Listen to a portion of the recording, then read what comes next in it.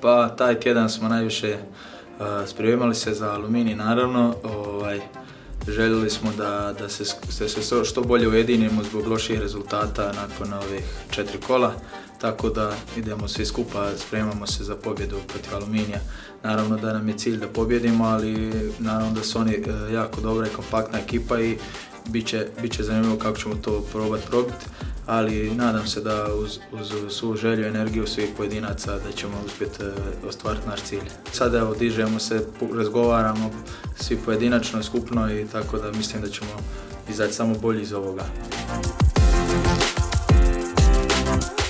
Dosta je novih igrača došlo, tako da je trebalo malo vremena.